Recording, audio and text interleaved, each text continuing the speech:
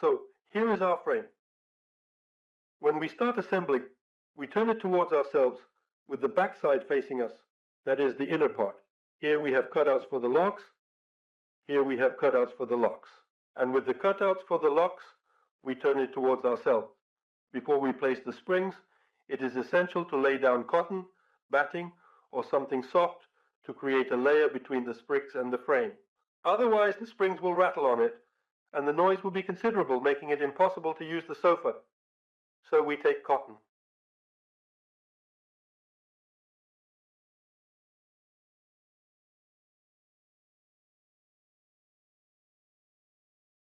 Take the cotton and carefully, gently make an even layer from it, and smoothly, not very thick, just enough so that the springs don't make any noise at all to ensure silence.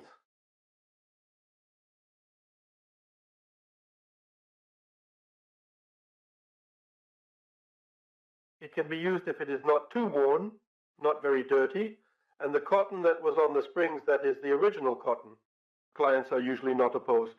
After all, this is a repair, not the making of a new sofa. So we can use the one that was there. Our cotton was just too dirty. Therefore, we'll get some newer, cleaner cotton, newer and cleaner, newer and cleaner, and cleaner.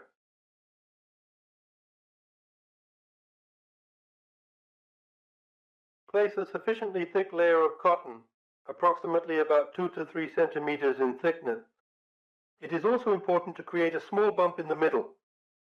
This bump should have its highest point in the center and gradually spread out towards the edges and the beams. Why is this done? So that when we place the spring unit, it has a slightly rounded shape. Then the sofa itself will look more beautiful, but besides that, it will not only look more beautiful if it has a slightly rounded shape. When you lie down on it, it will not sink in, but will simply level out. So we start from here, by laying out the cotton to create a small bump. When we added him in this way, we installed the springs ourselves personally.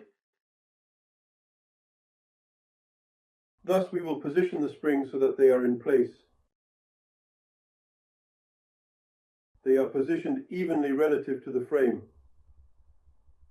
We take this metal ruler and first set the sides.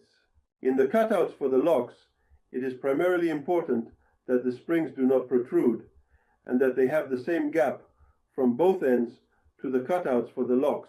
For the mechanism, we take the metal ruler, look at the remaining distance here, pressed against the beam. We do the same on the other side. We see the difference, adjust a little, and do the same thing. In other words, this is how we set the length. We do the same for the width. In general, you can see that the spring block has a width of 51 centimeters, and the frame of the sofa is 53 centimeters wide. Does this mean that 1.5 centimeters should be allocated on each side? Usually in sofas, the spring block needs to be shifted slightly towards the inner beam. That is, if our spring block is 3 centimeters narrower than the frame, then we make a gap of just over 1 centimeter at the back. Also, with the help of a metal ruler, we can adjust it like this, and visually a couple of millimeters more or less is not a problem. We make a reserve of just over 1 centimeter. And we also examine what we have ahead and what lies ahead. You can also visually check the beam in relation to the hoop. With experience, you will be able to see everything that is necessary. Right now, the springs, as you can see, have their edges slightly raised, but we will nail them down now. Then press them with fabric, and they will also take on a somewhat rounded shape over the cotton. So let's check once again. Here we have approximately around 5 to 7 millimeters. Here we have about 1 centimeter and something. Let's move it a little more. We check again, just to be sure. We check the back part again, because it tends to shift a little when we move it. It's not a bad idea to double check this so that you don't have to tear it apart or redo it later. But why is this done? The springs are slightly shifted inward, so that there is no gap between the halves of the folded sofa, and not just to avoid a gap, but to ensure that they fit tightly against each other. In the future, even if there isn't enough mattress, we have the option to add strips of batting here. And if, when you sit, the edge under your foot is slightly higher, it will even be comfortable. However, in this place, at the joint, we cannot create a bump because it will be uncomfortable to sleep. Therefore, we slightly shift the springs inwards to avoid a gap between the blocks. So, having set it up, we start nailing. Again, at the factory, everything was fastened with staples. We will be fastening with nails. It is much more reliable. Nails of 32 or 40 are quite suitable. And we start from the middle. After positioning, we begin from the middle. When we drive in the nail, it is not necessary to place the nail directly under the spring. You should not stretch it in any case. The nail should be placed a few millimeters inside from the edge of the spring. And when we drive it in, we have bent it. And it turns out to be such a bracket made of a nail. By not placing it directly under the spring nail, and especially not pulling it tight, this will help us avoid shifting the block while we are driving it in. In the same way, we fasten the block with nails through every other spring.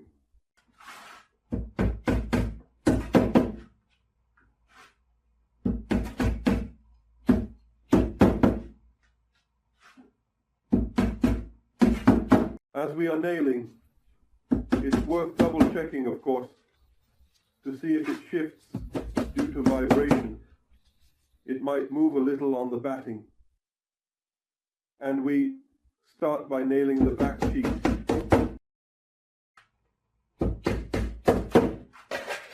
We'll do it quickly.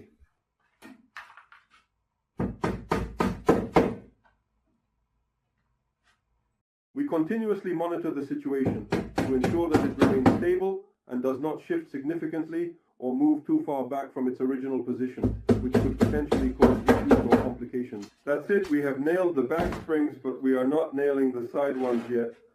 We turn the block with the front beam facing us and press on it with our hands while squatting to see if we achieve a slight 1 centimeter curvature on the springs. If we see that the middle part of the springs is about 1 centimeter higher than the edge, then everything is fine. We can also check the block further.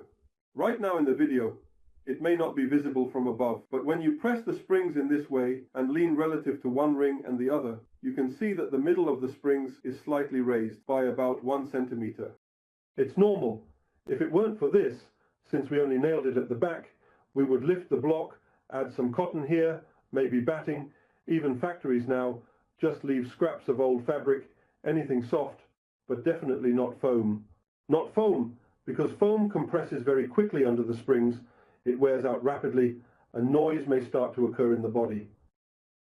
So we have set it up and are nailing it down at the front in the same way. We can start to pull it a little tighter now. That is, while at the back we did not tension the springs with a nail, but placed the nail slightly inside the spring.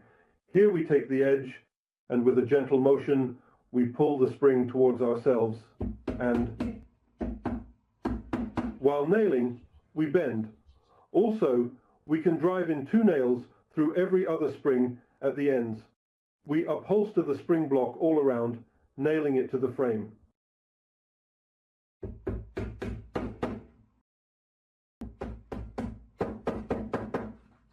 And so the spring block is nailed down. We can check once more if it has shifted relative to the beams. I remind you that this is our rear beam. The spring block should be slightly closer to the rear beam than to the front one, and at an equal distance from the cutouts for the locks. What do we do next?